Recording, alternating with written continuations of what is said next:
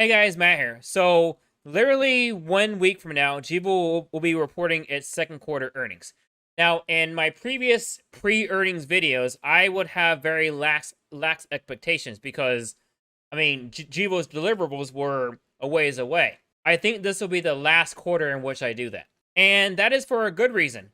As of June the 14th, we found out that Gevo not only has this RNG plant up and running, but it is producing biogas and injecting RNG to the natural gas pipeline. So, like I said, it's for a good reason because one of these deliverables are very close to achieving some actual financial results. Now, according to this, now I'm not going to read this. You can pause and read this if we want to, but the important part is that the RNG project, which already has a customer, BP, you probably already knew that, it is expected to generate between 16 and 22 million of EBITDA per year beginning 2023. Now, if you recall, I think it was last earnings or the earnings before, Patrick alluded to the fact that we should start seeing some financial benefit late this year.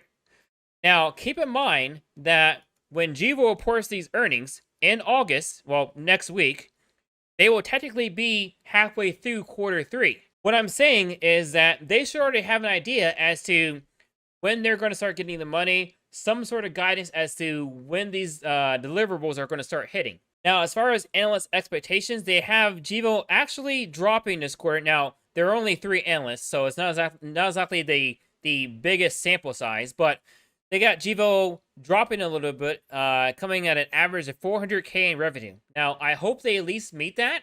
I really do. I won't be mad if they miss it this quarter.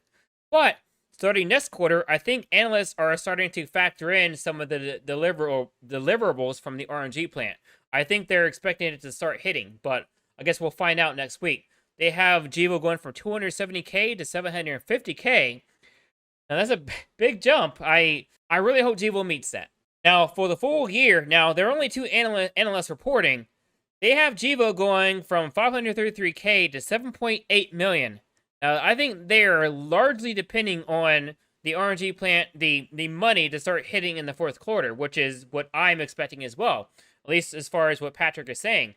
Now, I'm hoping in these next earnings, Patrick will get some guidance as to how this is going to play out. Other than that, it's just the same old expectations. Hopefully we'll get some more of these negotiations and the signed contracts, especially with Chevron. I know Gevo and Chevron have been in talks for a while now, and hopefully we'll get some progress on that. And basically, I just want them to tell us that the Net Zero 1 plant continues to be underway without delays. I know we got some really good news recently, and that they closed on the land, they closed on the purchase of the land, and yeah, just no delays, and I'm happy. I will make a video next Tuesday after I had a chance to digest the earnings to talk about how I feel. But anyways, take care, have a great day, and eat your vegetables.